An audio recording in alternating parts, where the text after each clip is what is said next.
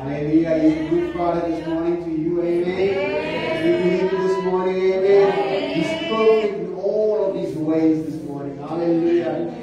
Oh, my God is good. And all the time.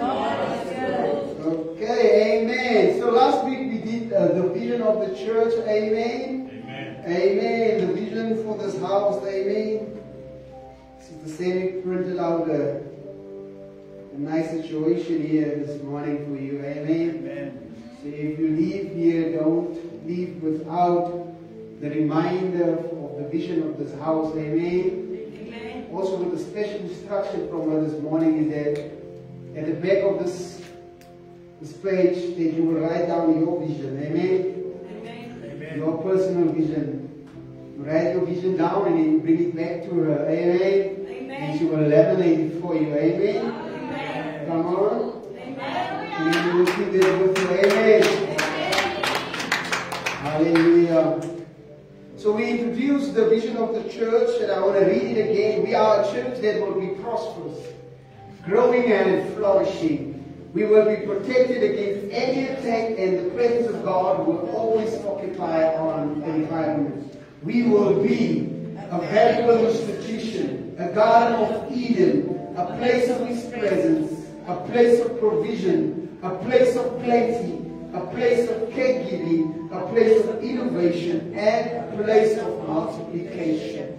Amen. Are you excited for the vision that God has given this house? Amen. Hallelujah. Are you excited for the vision?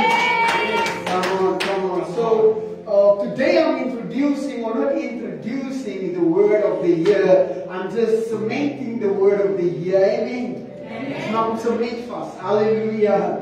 No political situation. I'm introducing the word of the year, which is obedience. Is what? Obedience. What is obedience in Afrikaans?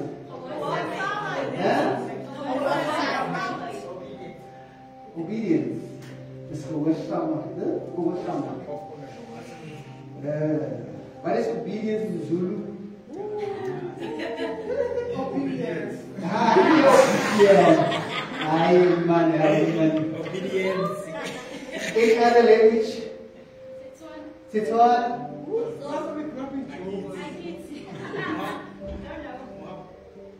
Setswana, guys.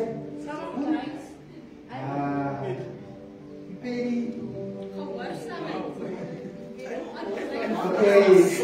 There is no consensus here this morning. Amen.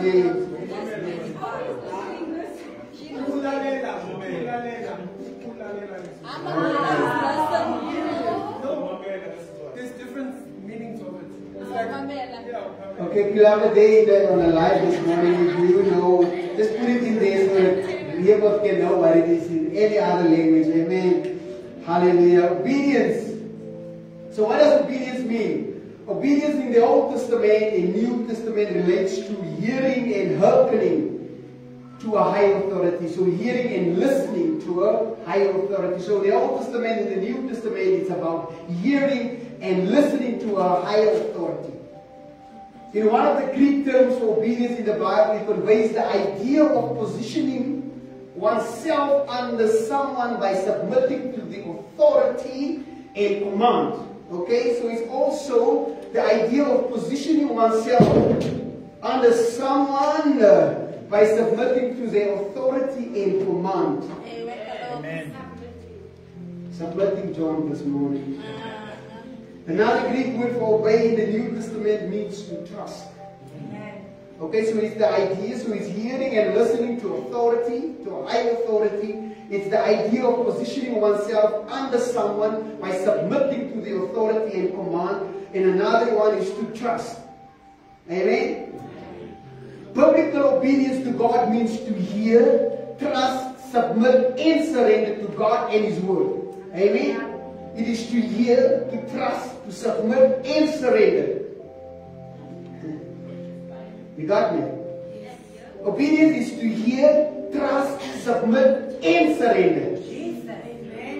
Because sometimes we hear the word, we don't trust the word. Sometimes we hear the word, we don't submit to the word. Sometimes we hear to the word and we don't surrender to the word. Because we can hear and not do anything. I hope this message is not going to come too heavy this morning. So it means, in layman's terms, it means hearing the word of God and acting on it. Amen. Obedience is not just hearing the word and doing nothing. Amen. Because hearing the word and doing nothing, it just means that you just heard an encouraging word. Amen. But if you don't do anything for you, it doesn't become something. Amen. In order for the word to become alive in you, you need to do something about the word. Amen. It's either you proclaim it, either you declare it, either you go into action with the word. Amen. But if you do nothing with the word in you, you just become fed on the word. I'm not speaking I'm talking about the word.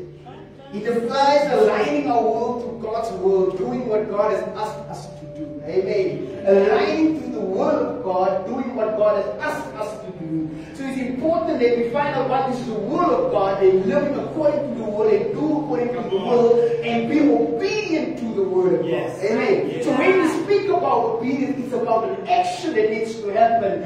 So I want to read our first scriptures. It's in Exodus 19 verses 5. It says, now if you obey me fully, I need you to understand the word says fully, and keep my covenant, then out of all nations you will be my treasured possession. Although the whole earth is mine, you will be for me a kingdom of priests and a holy nation. These are the words you are to speak to the Israelites. Deuteronomy 12:28 says the following. Be careful to obey all my commands. In Exodus 19 we hear, you obey me fully and keep my covenant. Now we hear once again to be careful to obey all my commands, so that all will go well with you and your children after you, because you will be doing what is good and pleasing to the Lord your God. Obey not some of my commands,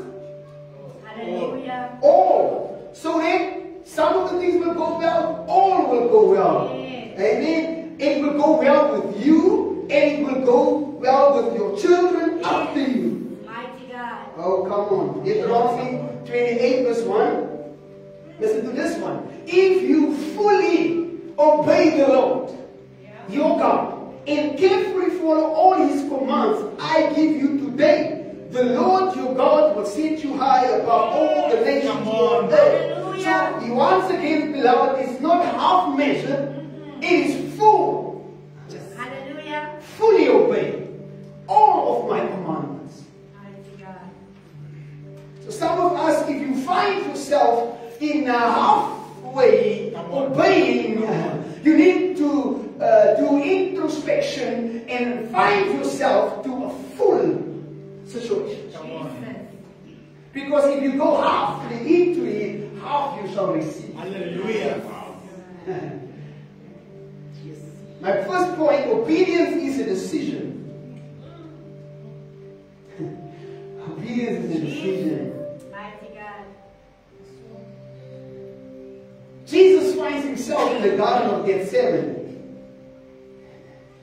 He finds himself making a decision. He finds himself in the Garden of Gethsemane. He knows this is the time is now. It is time for him to die. Yes. But he finds himself making a decision. It's either I'm disobedient or I'm obedient. And he says to the Father, and he speaks to the Father, and he says, Father, in this cup, take pass me. Let me not drink from it. But then he says, but if it is your will. So once again, it is a decision that you need to make. And Jesus had to make a decision. Either I'm going to go through it with it or not with it. You see, everything about your Christian life and growth starts and stops with obedience. It starts with obedience and it stops with obedience. Your Christian life can't be lived without obedience. No matter how much you know the Bible, If you don't obey, it is worthless to you. Come on. Doesn't matter if I can say from Genesis, every scripture to Revelation, hello, it is worthless. Yes. I will ask you, did you obey the word of God? Did you do what God has asked you to do? Yeah, but I want to tell you about Psalm 23. Yes, I know Psalm 23, but did you obey all the commandments? Fully obey. No matter how many ways you do obey God, if you choose in one way to willingly and knowingly disobey, it will destroy your entire Christian walk. Come on. You pick and choose. This is not pick and pay. You are to pick and choose. No, this thing I can do. This thing I can do. Oh Lord, I can pray. Oh Lord, I can worship. Oh Lord, I can do this for you. Oh, but don't ask me, Lord, to lay down before you. This thing that I love so much. Lord, I can do everything but not this thing. Doesn't matter. The walk that you walk is useless. I said no, not. Obedience, number 2, is a mindset. Do I want to please man or God? How do I want to please man or God? Because when you need to make a decision in terms of obedience, you need to ask yourself, who am I pleasing? Am I going to please God according to His word, or am I going to please man? Because it's so much easier to please man because I can see man. God I can go and negotiate with. Because we see God as a negotiation, and we don't see man as negotiation. God is a transactional account. That's how we treat Him. What delights the Lord? Sacrifice or obedience? 1 Samuel 15:22. So Samuel said, as the Lord has great delight in burnt offerings and sacrifices, as in obeying the voice of the Lord. Behold, to obey is better than sacrifice, and to heed them the fat of rams. Yes. It is better to obey than sacrifice. In other words, religious ceremonies, good works, Christian deeds are worthless if they are not done in obedience. If you come to church but there's no obedience, it is worthless. It is useless. It would take nada, nothing. No amount of Christian activity or religious involvement will do us any good if we are not simply obeying God's word and His direction in all aspects. If you do everything, you are here, praise and worship practice. Whatever the church want to do, you are there. But there is no obedience in you, rather stay alone. Because it's worthless. I'm speaking about the theme of this year, which is hope. If you are not obedient, religion is useless.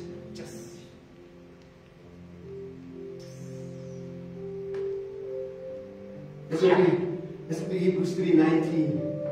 We see then that they, Israel, were not able to enter the land because they did not believe. You see, when God promised Israel the promised land, when He said to them, He said to Moses, you must take my people to Canaan. Come on. There was a promise.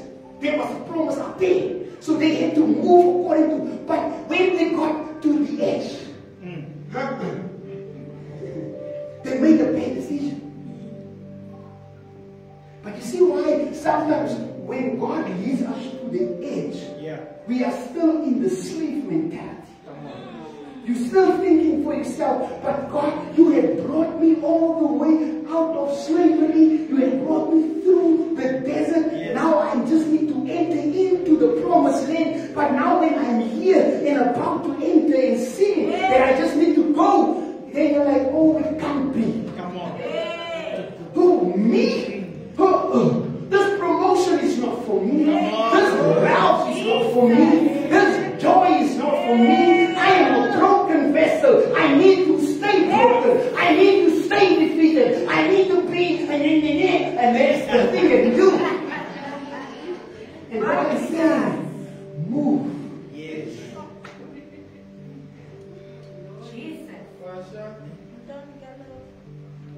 slave mentality, victim mentality.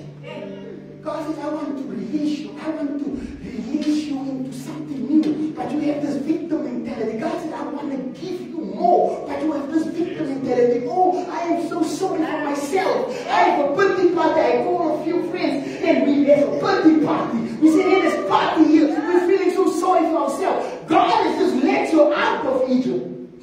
Out of slavery. Bondage. Oh no, but I want birthday party. Yeah. Mighty God. They decided that God won't be able to give them the land. The same God that convinced Pharaoh to let them go after 400 years. The same God that sent plagues to Egypt. The same God that opened the Red Sea, gave them manna and coin. The same God that brought them to the edge just for them to say, we cannot do it because of their unbelief. They were not allowed to go in. And the whole generation missed all that God has planned for them. A whole generation because of your unbelief. Do you understand the decision that you are making is causing for you the next generation to lose it? Your decision as a father, as a mother, you are impacting a generation that comes after you. But if you don't make the decision to follow Christ, if you don't make the decision to move on the word of God, you are impacting the next generation. How many of us are driven to the edge of our breakthrough just to see it as a cliff to our death? On the edge, then you just see, oh, I had a beautiful revelation this morning on this thing. Rather to sit and see it for what it is, a move of obedience. They are opening a door to endless opportunities or even eternity with Christ. Come on. When I was thinking about this portion about living on the edge, I was thinking of something that I saw. And I saw something, the cross, okay? I saw that the cross laying, going over to the next edge, okay? To the next hill. But there's a cross that is laying there. And I said, oh my goodness. So when we feel as Christians, this is the death, then Christ said, I died for you. I will lay before you. All you do is move. And I said to myself, because of your obedience to die on the cross, so the cross is your obedience. Your obedience lay before me. I can walk through. Yes. Hallelujah. I can cross over. I said that, and I said, the cross made me to cross. My obedience. Jesus' obedience made me to cross from wherever I found myself. When I was deep down, no one cared about me. No one even looked at me. No one even, they didn't saw. David was playing there in the field. And Jesse says, no, this is my son. You know, forgetting about the son. That is, for according to him, there is no potential. Their son is too young. He said, no, this is my son. Samuel had to ask, is this really everyone? Don't you think sometimes when people overlook you, God reminds them that there is someone. Hallelujah. Hallelujah. Today, prophet said, there is someone in the field. Come on. God will remind them that there is someone in the field being prepared for such a time as this. Someone that is obedient of the Father's word. Go and look after my sheep. That when they call you into a room, you still smell like sheep. But yet God smell you. You smell like sheep. But here is the I see a king anointing now.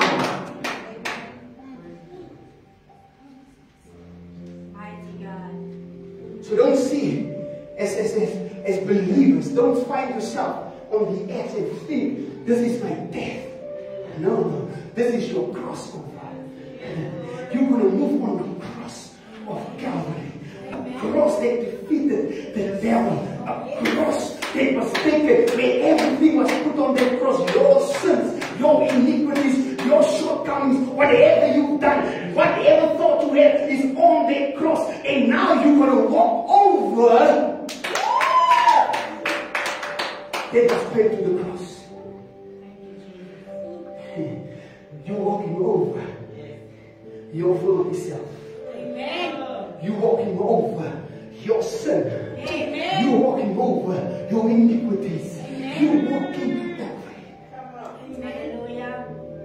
My goodness. This way you must jog in the morning and speak to God.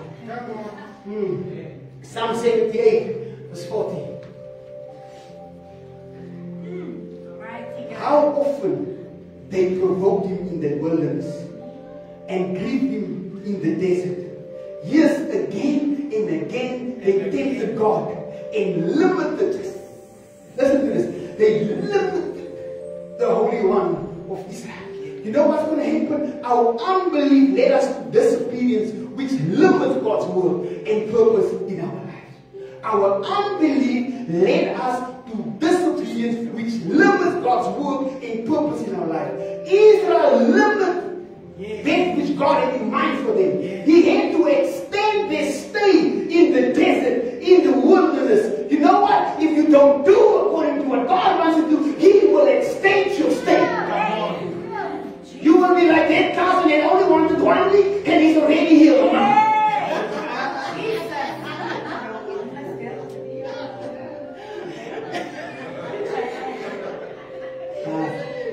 We all know that cousin.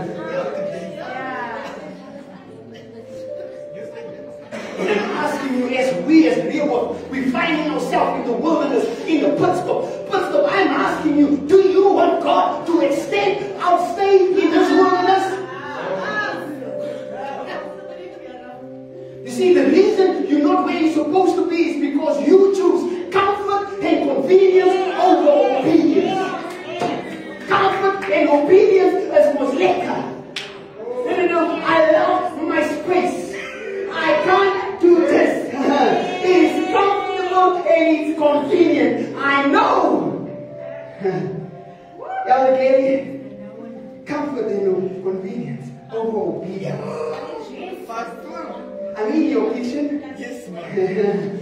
Now you are in my kitchen. It is easy to choose comfort because you know your comfort zone. You can walk with your eyes closed in your comfort. Convenient, you can just say, there is there. But when you need to do it on obedience, because obedience is not easy. Obedience is not do this and you say yes. No, you're like, we need to set table for this thing that I need to do. Look this. In verse 56 to 57 of Psalm 78, it says, but they kept testing and rebelling against God Most High. They did not obey His laws. They turned back and were as faithless as their parents. They were as undependable as a crooked bow. You see what happened here as well is that the first generation, because of their disobedience, it affected the next generation, and they were also disobedient. They were as undependable as a crooked bow. I was thinking about a crooked bow, so they can never go straight. Come on. I want to shoot Curly there a bit, but I'm going there by, who's that? Calvin. Calvin. I'm shooting Calvin. I want to shoot Curly there. Come on. I was taking my glasses off. Yes. Hallelujah. Amen, my brother. Thanks for being here this morning. God is good because obedience is a choice. We must choose to obey God in faith when He is seeking to lead us. It is a choice. We say it's a decision. It is also a choice. Because even if you have a choice, you still need to make a decision. Which one? Disobedience, obedience. Which one? This thing. Every time we trust God's wisdom and do whatever He says to do, even when we don't understand it, we deepen our relationship with God. Every time when you trust your husband, every time you your wife, every time you trust it, it deepens your relationship. That is the same thing that happens with God. That every time I trust God on His word and I do it, it deepens the relationship. It is not easy for God to turn away from me because I've listened, I've done, and I'm moving forward. So He says, for Him, I will do it. Hallelujah. Because He cries the loudest. I kept on hearing Him. The others don't cry. They don't need anything, so they should fine in themselves. Selfish ambitions. Self says to you, don't cry. What will the others say? Don't cry. No, you must put every time you must put your head up and say, God, I'm here again. I'm knocking at your door. Ask, seek, and knock. Lord, every time I'm asking. I said, the burden is on this paper. I said, the burden. I'm asking. Lord, I know. Just open the floodgates. That person is sitting with it. Just give you a dream or something. Hallelujah. You know what? Obedience is serious to God. Very serious. Very serious. It's a serious thing for God. We've read in 1 Samuel 15:22. And I want to read it again. Someone said, as the Lord has great delight in burnt offerings and sacrifices, as in obeying the voice of the Lord. Behold, to obey is better than sacrifice, and to heed then the fat of the ram. So here, Saul had an instruction. But Saul thought that the sacrifice and the great deeds were better than obedience. You see, God had, the commandment was easy. He says, destroy the Amalekites utterly. He says, go and smite Amalek and utterly destroy all that they have, and spare them not. But slay both men and women, infant and suckling, ox and sheep, camel and ass. So God is saying everything. Everything. He says, go and smite them. Go and kill them all. I don't want to know. Kids, infants, everything. No ox, no animals, nothing. He says everything. But you see, Saul disobeyed. But he kept the best of the cattle and oxen for himself. He kept alive Agag, the king of the Amalekites. No, you see, so he thought, no. So I'm not going to kill everyone, but if I keep the best. Because I'm sure God's not going to be like, why did you? Oh, thank you for keeping the best. He said, no, I want you to kill everything. Then he said, okay, but if I capture the king, oh, that must be the trophy or something. You know? But he disobeyed.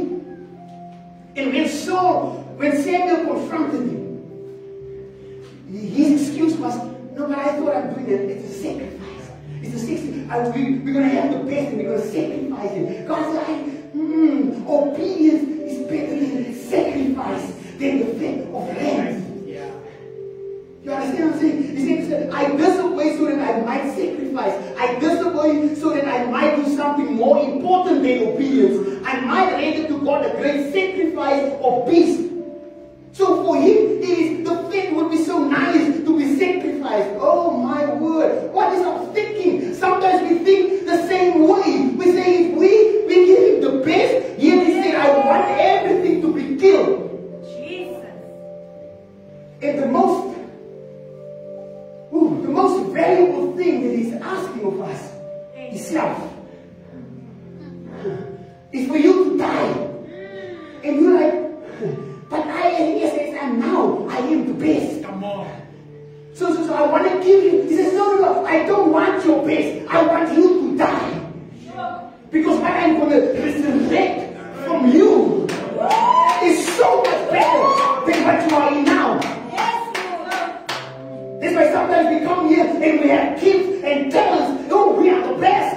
Oh, hallelujah. But did you die to yourself? Let God build up. That's which He sees in you. The potential. No, but we want to keep giving the best. You see, sometimes Saul kept those things out of greed. He wanted to keep it for himself.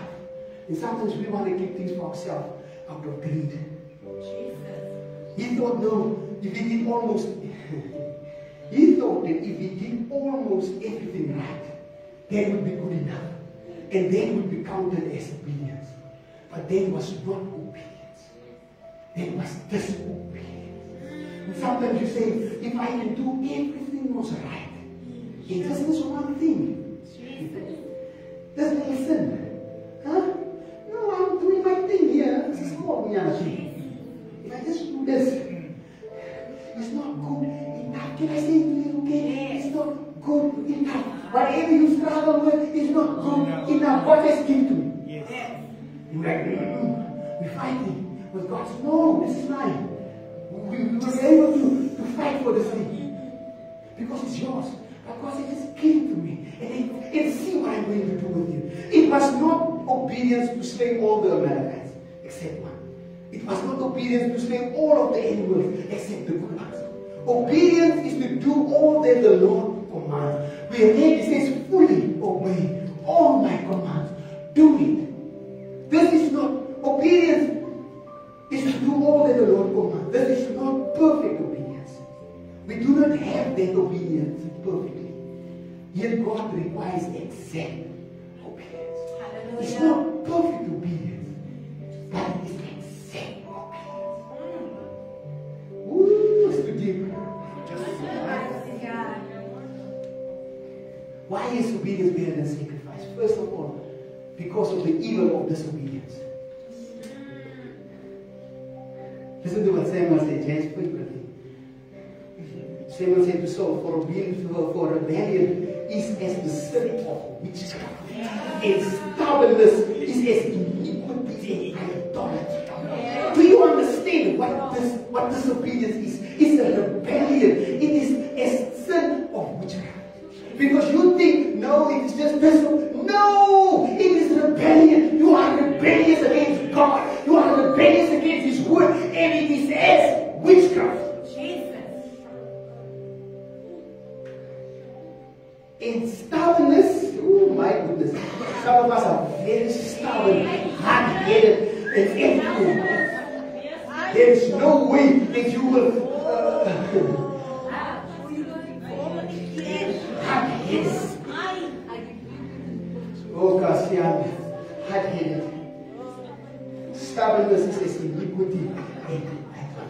That is serious. That's why I'm saying obedience is serious to God.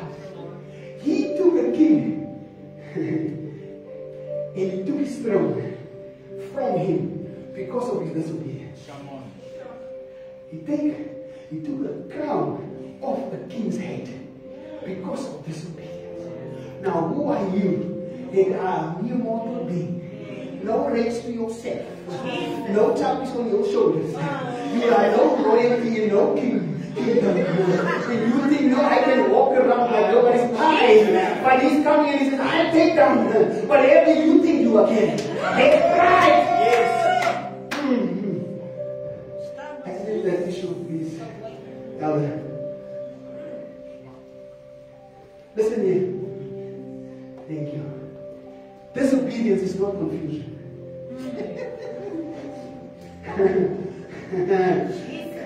This is the one thing that we run to.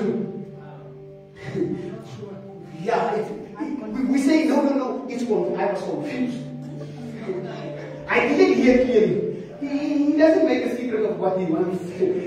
But some of us, we treat it as confusion. Disobedience is not that we get ourselves into a position where we get all mixed up and cannot tell what we should do. Should we tell the truth? Should we do what we are told? Should we have ungodly friends? Then we say, oh, I am confused. No, we are not. We are not confused at all. You know what is right. You know what is wrong. But yet you are confused. Oh, Pastor, I didn't know. I should be hanging out somewhere. Oh, Pastor, I'm so confused. Ooh, this thing is still new to me. I know. It doesn't work like that. Obedience is obedience. You must hear the word of God. And you're like, no, confused. Oh, Pastor, I didn't know this wrong. You know why? What is disobedience? Disobedience is because we are proud. We will entertain the thought that our desires are more important than listening to God. Just because when we are prideful, when we have pride within us, We think we are better. No one can tell me. I sing better. I know better. I do better. I'm just like the better. So you the best, you the best. Oh, go on for yourself. Until you find someone who's better than you, like, oh, I'm going to cause your downfall. I'm going to show you you can't be better than me. I'm going to show you, and then I'm conniving and I'm doing things that is not supposed to be. That will take me out of my obedience, not even into disobedience, into murder. David said, oh, he's in the army and he's got such a beautiful wife. Let me kill him. Let me kill him.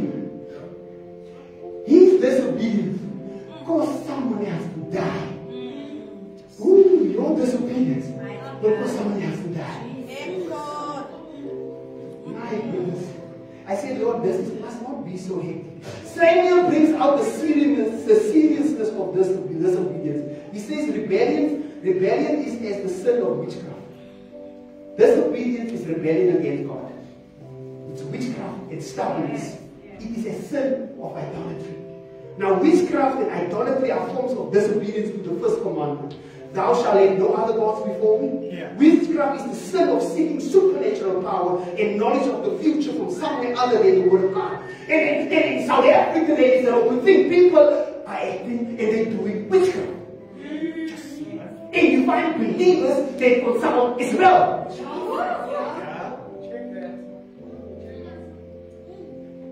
And when you consult, that means I no longer trust in the Word of God. I want to trust in the man. I want to hear what the Bible is telling me.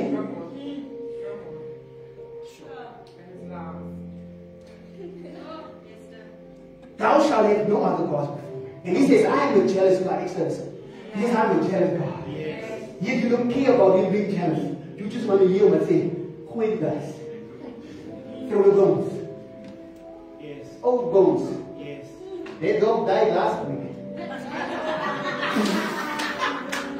Idolatry is the worshipping of another God. It's the worshipping of another God. There's no place for witchcraft in this house. No place for idolatry.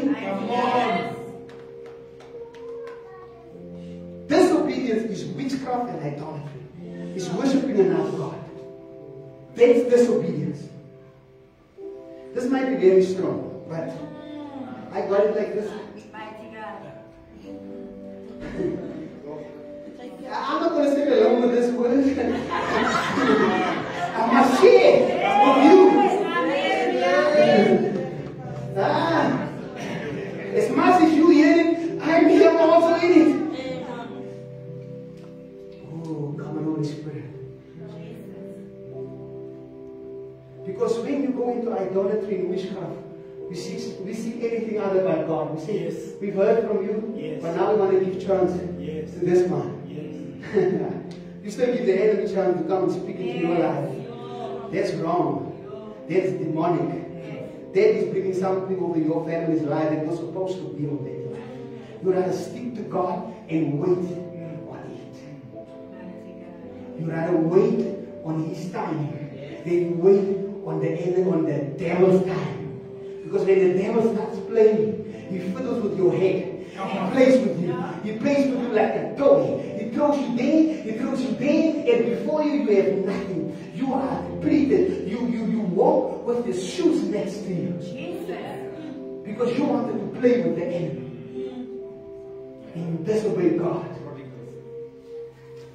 Obedience requires faith. I move fast. Obedience requires faith. We came to God through faith. There's no way that you get to God without faith. Because faith is the substance of things, hope for the evidence of things not seen. You never seen God, but you had to believe within you. And that brought you to God, and you make a decision. Without faith, we cannot please God. Faith comes through His word, through hearing, and hearing through the word. Come on. It comes through the completion of that was required from Him. Jesus was obedient till the point of death. Are you? Maybe I'll ask you that, maybe it's not fair on you. But are you obedient till the point of death? The word of God should be the standard. Come on. The word should be the standard. We need to be inclined to study the Word of God. Psalm 119:36 says, incline my heart to your testimonies and not to dishonest gain and envy. If my heart is inclined to to His testimonies, to His words, to His commandments, there's no time to be dishonest. There's no time to be sneaky, because the Word of God is aligned within you. But you see, because we don't study the Word, Ezra 7:10 says, for Ezra had set his heart, he resolved to study and interpret the law of the Lord and to practice it and teach His statutes and ordinance in Israel. Listen to what God wants you to do. It's not I'm just a believer. I came here and I listen to the Word of God. He asks you to study the Word of God. Yes. So that you know and understand the law. So that you can teach on the law. So that you can speak from the law, from the Word of God. But here we want to come in and we just want to be fancy, dressed up on a Sunday, look like nobody's business, but you want to be just a believer. Jesus. I'm a believer.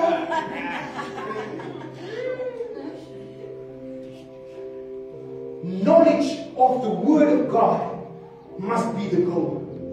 Obedience through knowledge of the Word. Come on. But you know what? You can only obey what you know. Yes. Mighty God. And that's where reading the Bible, having a spiritual mentor, such as Paul to Timothy, and learning from other mature Christians and Bible teachers will help you to know what God has commanded. It should come from reading and asking God for wisdom. When we read the Word of God, we ask for understanding, and understanding and wisdom comes from the Holy Spirit, which we need to crave and ask for. Fill me up with the Holy Spirit. Baptize me with the Holy Spirit so that I can understand the secrets of this Word, the mysteries of your truth. So I need more of you. I don't want to wait Sunday, Pastor's too far. I don't want to wait for Sunday. Reveal unto me the Word. And when you open up the Word of God, you need to ask for understanding, because you don't know everything. Come on. Jesus. What is expected of you?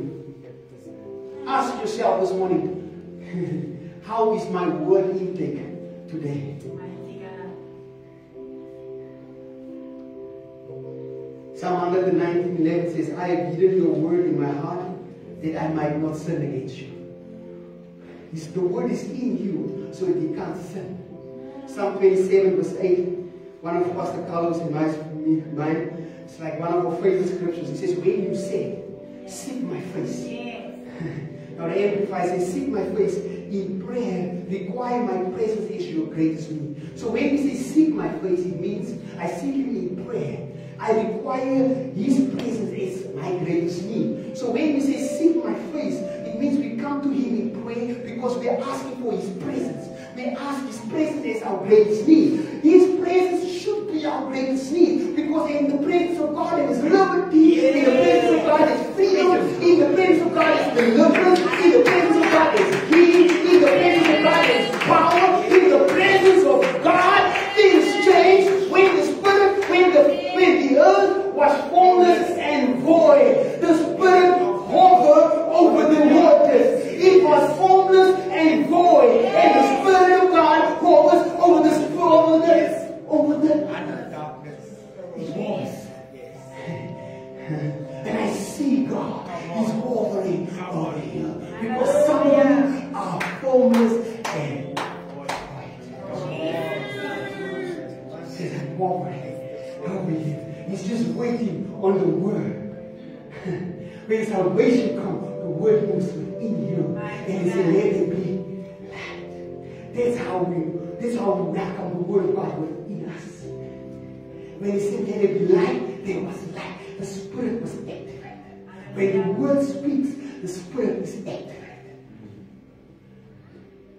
And where's the word of God today? It's in the Bible.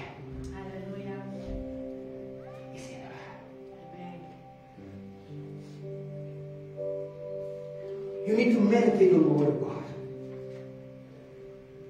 Joshua 1 verse 8.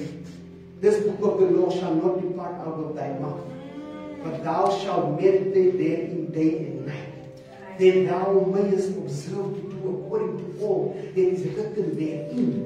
For then thou shalt make thy way prosperous, and then thou shalt have good success.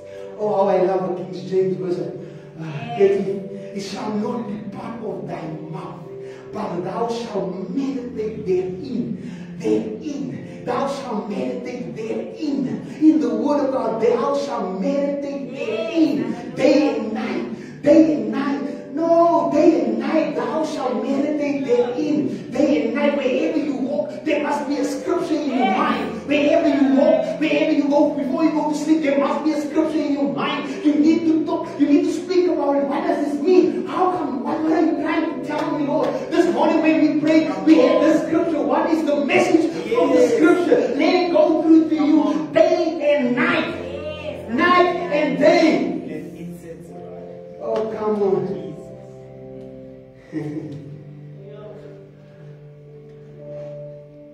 Oh. Psalm 1:2 says, how blessed is the man who does not walk in the counsel of the wicked, nor stand in the path of sinners, nor sit in the seat of scoffers, but his delight is in the law of the Lord, and in his law he meditates day and night. When the Word of God starts delighting you, when the Word of God starts meaning to you more than food, when the Word of God gives you energy, gives you nutrition, oh, it is so great because you are not like a man that sits in the counsel of the wicked. You are like a man that finds his delight in the law of the Lord. You like a man and his law, and you meditate day and night because something will come from your meditations.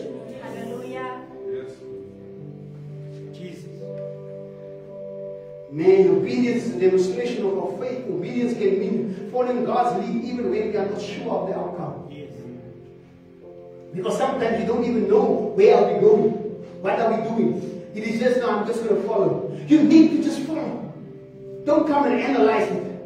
No, I'm a very strategic person. Analytical.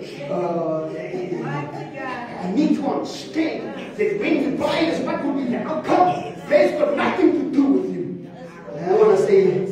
Obedience can be tough. Many times it means taking the higher road even when there is an easy way out as an option. Faith without works is dead. You need to initiate obedience through action, and this requires faith. Genuine faith leads to obedient actions. People are stuck on their old ways as they don't have enough faith to walk it out. They are stuck in their old ways. Those are the people that when there is new wine, they come with their old wineskins already formed. And then you want me to put some new wine in their wine, then you will only receive enough as is how it's formed. But if it's a new wineskin, the new wine will sit up. Yes. It will give you capacity. Come on. And where you could have just received, because your form is just this. Me that says, Lord, new wineskins. I want new wineskins. You say, Lord, I take off the old wineskins. I want new wineskins. Come on. Because I'm obedient. Yes. You say, Lord, let me step out. Let me receive more. Let my capacity, my talent be more. But, because you are disobedient, you come here with your small nana. Small nana. Give me that biggie. Lord, just a biggie. A biggie biggie. Lord says, I've got so much more in store. But here, look at it. Sometimes I think he must be like, why do you want to come with this? I've got so much more in store for you. And even that little, even if you come with that small analogy, he still gives you overflowing. But remember, your overflowing is just a little. Yes. But if I come with it, I'm no wineskin, fill me up. Then I overflow. Lord, yes, I want. When he pours in, it sets out. And when the overflows happen, it is much. Yeah. then you're still jealous. Guys fasting it more. Hallelujah. Because he didn't come. Yes. And some of us, we pitch. Yes.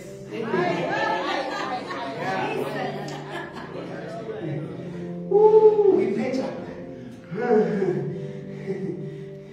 Because we're still used to this old gene. Come on. It's just pitching up. Yes. I've got so much new things. So many things that I've set out for you. Man, beloved, I just need you to increase the faith that you have. Increase your capacity. Come on. You need to increase by reading the word, by studying the word, by going to discipleship Yes. by being class. Doesn't mean that I know a lot of things. No, I know the word. Hey, when you are in that class, you will ask yourself, do I know? Do I know? I thought this. No, it's not. Faith without works is dead. Don't just sit back and relax. No, that one I want. I know the Lord will give me that wife. Yes, He will give you. Okay? 2 years down the line, what's happening? No, the Lord gave me that wife, but now she's married. How does that work? No, because He told me that is the one. What did you do? Yes. Now I was waiting here with my faith. Okay. Your faith didn't move you. No. Your faith requires you to move. Your faith requires you to do something. Prepare the ground. Come on. Amen. The power of obedience. The power of obedience. Obedience is the key to your salvation. It changes your inner self. It seeks God's purpose for your life. What does obedience lead? Obedience leads you to repentance. And this requires that you need to change the way you think and live. Yes. Because when you are obedient to God's word, you need to say to people, listen, I don't do that anymore. Yes. You see, the old George, that was him. Now I'm a new George. Hallelujah. I'm a new creation. Come on. I don't do that anymore. Yes, Jesus. You need to be able to speak up. Yes. See, you know, me, I used to. Yes. Yes. Now I even know what I say, was geweest. Was geweest. Was geweest. This is not someone different. Was geweest. In 2 Kings, listen to this. 2 Kings 5, 1 to 14.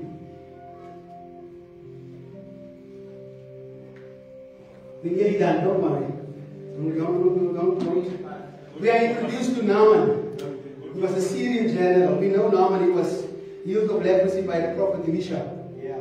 So 2 Kings 5, 1:14, this general has got leprosy and the king sent him to that king and he says, this man has got leprosy, can you help? And then Elisha overheard the story and he says, send him to me. Because verse 1, I'm reading from 8, verse 8. When Elisha, the man of God, heard that the king of Israel had torn his robe, he sent him this message. Why have you torn your robes? Have the man come to me, and he will know that there is a prophet in Israel. Ooh. I love this prophet. He says, have the man come to me, and he will know that there is a prophet in Israel. They came to the king. They say, you must heal me. The king tore his robe. He says, who am I? Do you think that I can heal? Elisha sent a message. He says, why did you tear your robe? Send the man to me, and he will know that there is a prophet in Israel.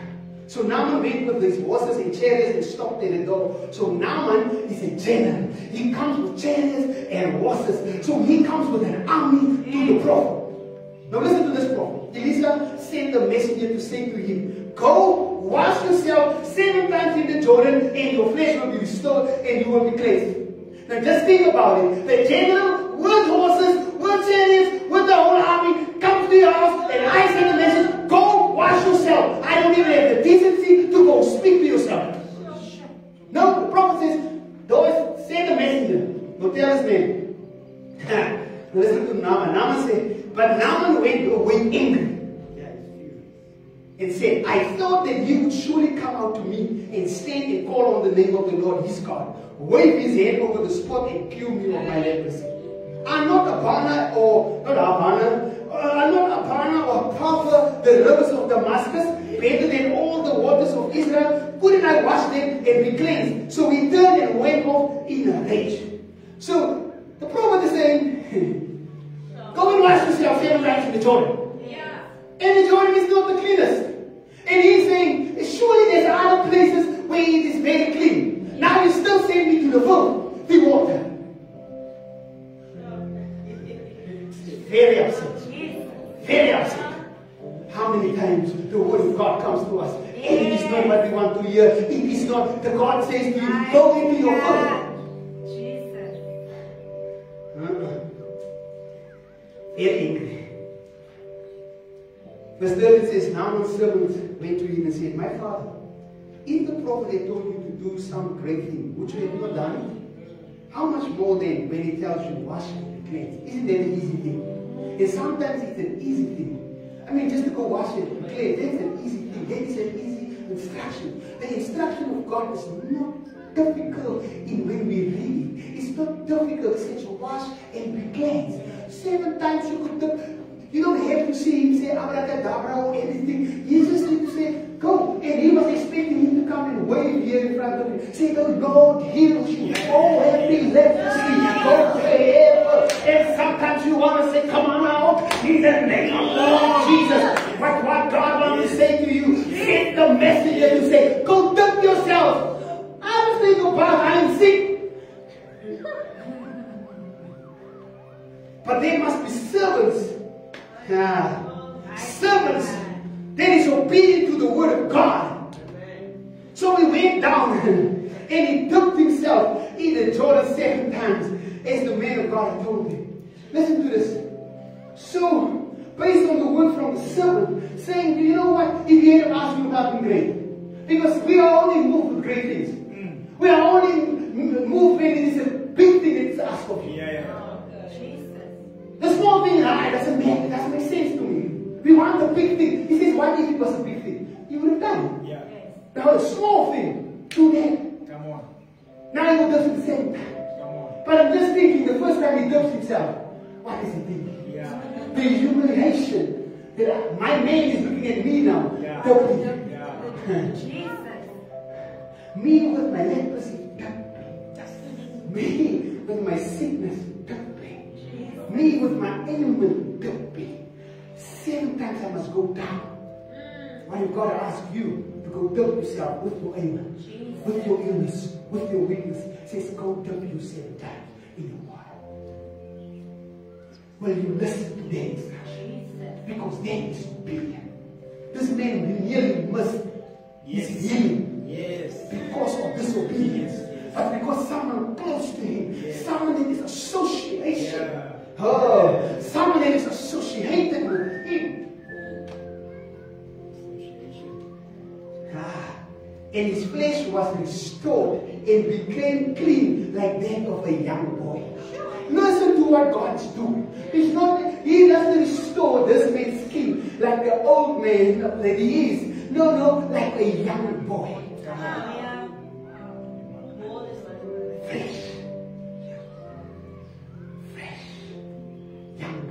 Just think about that 50-year-old in a young boy's skin. Jesus. Everything is tight because he's a young boy. With his muscles, everything is like talking. There's no the 9th pack or anything. No skin anywhere where they want to have.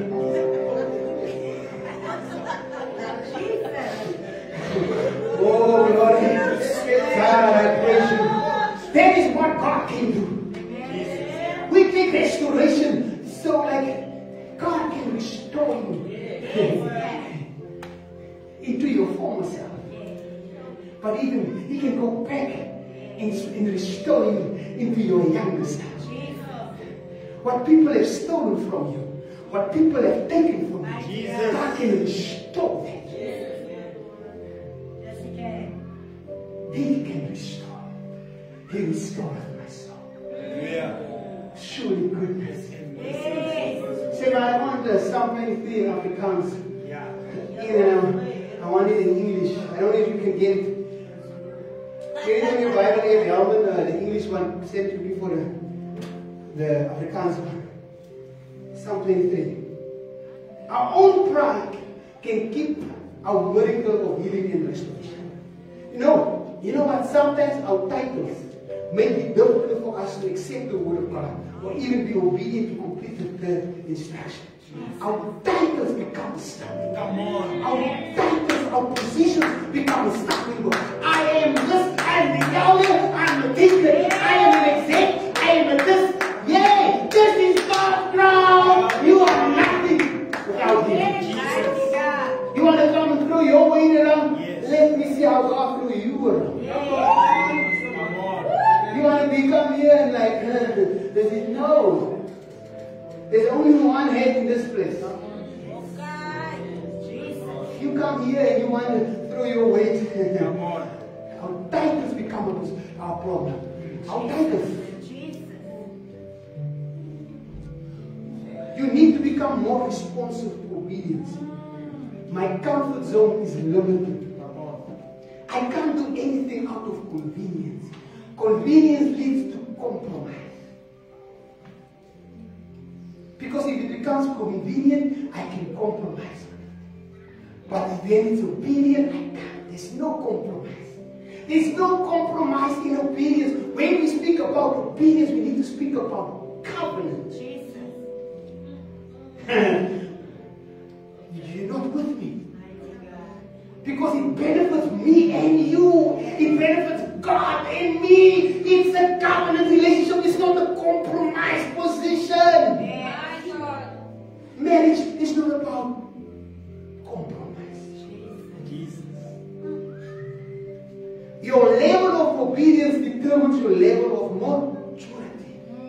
Maturity must be the goal of Christian living. Maturity speaks of transformed living and how you apply and love the word. Maturity must be the goal of a Christian. That I must become like mature cheese or mature steak. Let me become mature. Let me be somewhere I soaked in the word of God.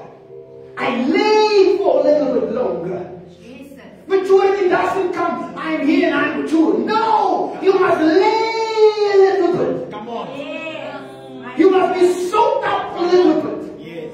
You can't just be, I'm just not putting it, I am mature. I can speak about the oracles of God. I can speak about the ordinances. I can tell you what God is saying. I am telling you, no! Sit down. Come on. Amen. Let it mature.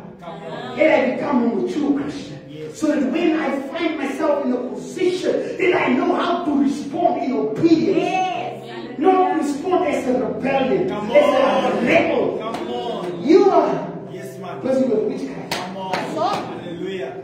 Stubbornness. Yes. Habits. Yes. Pastor Carlos' favorite saying. You need to become the expression of the word of God. Obedience to God is an expression of our love to God. You need to become the expression of the word of God. Amen. You see, association makes me put my friends. Association makes me tell you who am I listening to, who is speaking into my life. But if you are by association with people that doesn't even speak the word, you doesn't even converse about the word, you will come here and talk about the weather. Yeah. God says to you, speak to this person in his life, pray for this person. You want to say, you know what? We must go to an again. Yeah! Pray for the person, speak into his life. A mature Christian. You must be like mature cheese. It's in a quiet place. Oh, come on. You started and said, you are a quiet place. You are a peculiar people.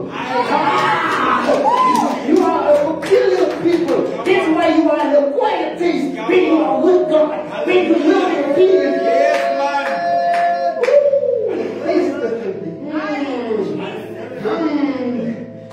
Gloria.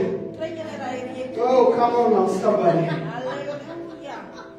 Jeremiah 7, 21 and 28, and I'm drawing to a close. Let us see. Yes. This is what the Lord Almighty, the God of Israel said. Go ahead add your burnt offerings to your other sacrifices and eat the meat yourself.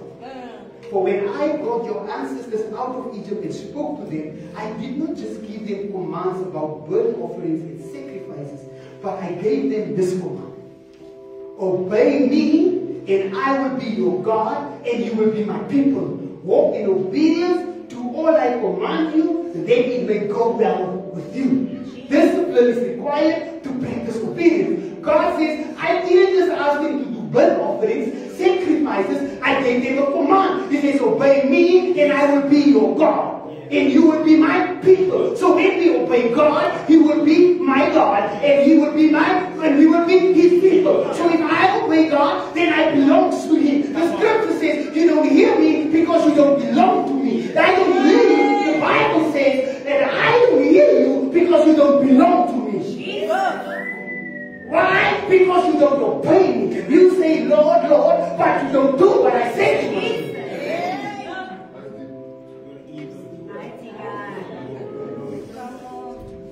Walk in obedience to all I command you. Listen to God. His obedience doesn't come just without something. It doesn't come without a blessing. There's a whole scripture that we read when we prayed this, I think last week, the blessings of obedience. I think it's in Exodus. Somewhere. You must find it. Whoop. Say like that here. Here, there. If no one can come up with that thing now, then it will work. Obey me, and I will be your God, and you will be my people. Walk in obedience to all I command you, then it may go well with you. So he's saying that if you obey Him, all His commandments, it will go well with you. So why would you not do what He said you would do? Because if you say what you do, what He said you will do, it will be well with you. Everything will be okay. So sometimes when things are not going yoga, things are not going to plan, things are going haywire, things are going to the left, supposed to go to the right, you need to ask yourself, am I disobedient to the word of God? You are right, you are disobedient. Because sometimes you want to look for something else. You're like, oh, maybe this here. But no, you were disobedient. You are rebellious. God has given you what you have to take the road. Discipline is required. Listen to this. James 1:22-25. Last scripture and I'm done. But don't just listen to God's word. You must do what it says. Otherwise you are fooling yourself. But don't just listen to God's word. You must do what it says. Otherwise you are only fooling yourself. But don't just listen to God's word. You must do what it says. Otherwise you are only fooling yourself. Okay?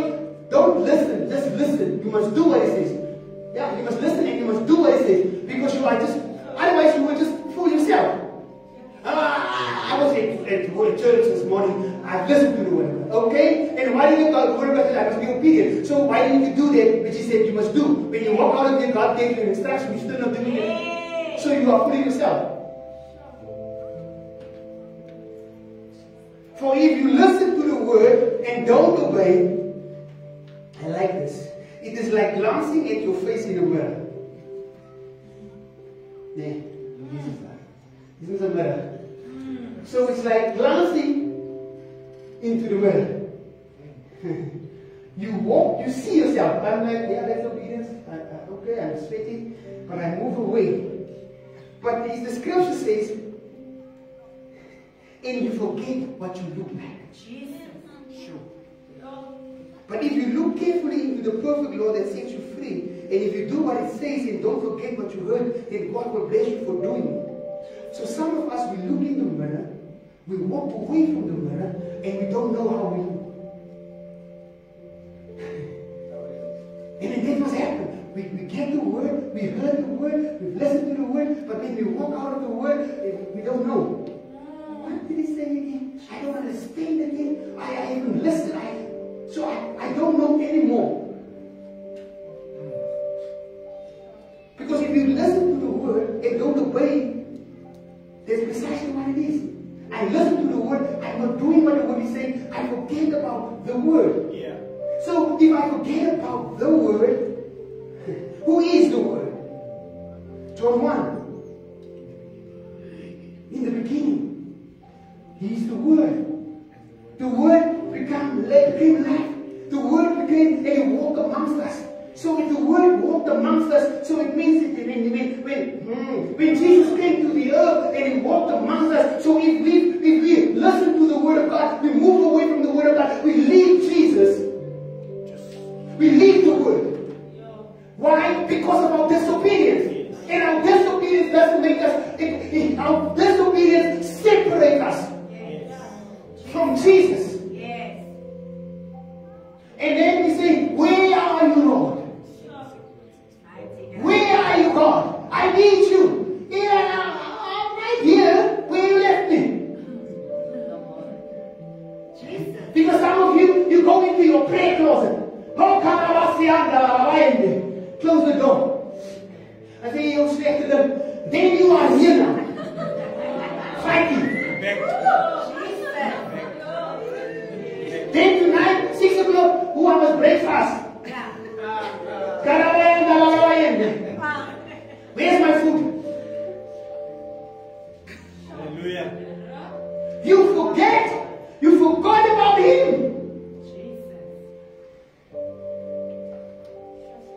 That's okay. But if you look carefully into the perfect law that sets you free, and if you do what it says and don't forget what you heard, then God will bless you for doing it. Obedience may require sacrifice, discipline, and stretching ourselves outside our comfort zone. This is what obedience is going to do. It's going to stretch ourselves. Can I have Psalm 23 and Afrikaans here? But God is a good God. Amen. He's a good Father. Amen. I'm just me of excellence this morning. Amen. Die Here is my herder, 'n psalm vandag. Die Here is my herder, ek kom niks. This is 93 from 83. En hoor, die Here is my herder, ek kom niks kort nie. Hy laat my rus in groen weiveld. Hy bring my by waters waar daar vrede is. Hy gee my nuwe krag. Hy lei my op die regte paaie tot die eer van sy naam. Selfs al gaan ek deur donker dieptes, sal ek nie bang wees nie, want U is by my, en U hande is ek veilig. Hou na, gaan terug. Even though I walk through the valley, through the darkest valley, I scripture, even though I walk through the shadow of death, I will fear no evil, for you are with me. Your rod and your staff, they comfort me. U laat my by die feesmaal aan, terwyl my teestanders my toekyk. U ontvang my soos 'n eregas. Ek word oorlaai met hartlikheid. Oeh, die Afrikaans. You prepare a table before me in the presence of my enemies. You anoint my head with oil. My cup overflows. I was here this morning. When I was joking, I was there. I said, Father God, you anoint with my oil. My cup overflows. That's what I want. My koppie, my beker moet oorloop. It must overflow. But if you want to, as jy net 'n bietjie water wil hê, it's fine. If nothing moves you, this must move you. Let's go. Goedheid, U goedheid en liefde sal my lewe lang by my bly. En ek sal tuis wees. O, dit by my Afrikaans. Ek sal tuis wees in die huis van die Here tot 'n lengte van dae. Surely your goodness and love will follow me all the days of my life, and I will dwell in the house of the Lord forever. Surely, goodness and mercy shall follow me all the days of my life. Hallelujah. Hallelujah. This speaks to the obedience. If you are living on obedience, then is where God will be. I want to close. Someone tells the story. Says shop was busy shopping. And I don't understand. And these two guys keep on looking at him. He's shopping. You know, when you get into the China there's Doji shops. I don't know why in the Doji shops we have people following you. There's a Doji shop. By the everywhere. But you are there, they follow you. Like wherever you go, they go. Right? And those two guys were following you. And it was like, what's happening? I think, okay, let me just leave them. And as you go out, they follow you. And he thinks, wait. And you go hide behind the wall. And then those two guys come past. And he says, yay! Why are you following me? What is your name? And they say, it's surely and goodness. Yeah. It's goodness and mercy. It's goodness and mercy. You will run away from goodness and mercy. But they will follow you all the days of your life. If you stay obedient to the word of God. Let us all stand this morning. I believe that we understand obedience. Amen. I believe that God had a word for us this morning. Amen. That this word will not just be something that we forget. That when we go out of here, we don't know about obedience anymore. But that we know it's a mindset. That we know it is a choice. It is a decision that we need to make to be obedient to the word of God. Amen. That we must become a people that is obedient to the word of God. And let me tell you, your disobedience is not going to make us stay longer at Word 911.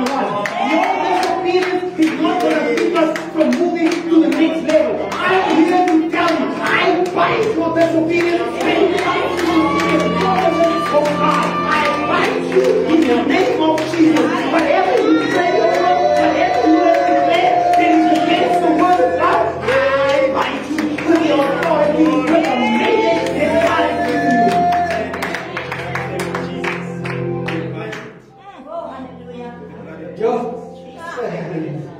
Hallelujah. Father God, we honor you and we worship you. All glory and all honor belongs to you. I pray, God, that the spirit of obedience will be alive in this church, my God. That we will do according to your word, and Father God, the commandments that you have set before us, Lord Jesus. That we will do that which you have asked us to do, my God. That we will only move when you say move, Lord Jesus. We will only speak when you say speak, my God. That we will not keep things for ourselves because we think we're doing you a favor. You don't need any favors. You are the God of favor. We don't need to do you a favor. You are doing us a favor, my God. And I pray this morning, Lord Jesus, that you will give us the strength, give us the understanding, give us the wisdom, that we will know greater is He that is in us than He that is in this world. Father God, I give you all the glory and all the honor. Let us walk in obedience, my God. Let us walk close to your ears. Let us hear you, my God. Go before us. Prepare the table in the midst of our enemies. Let us have a feast in the midst of our enemies. Greater things we will do. Jesus says, greater things you will do. As I will say to you, the Comforter. Oh, the Advocate. The help. Father God, I pray for the anointing.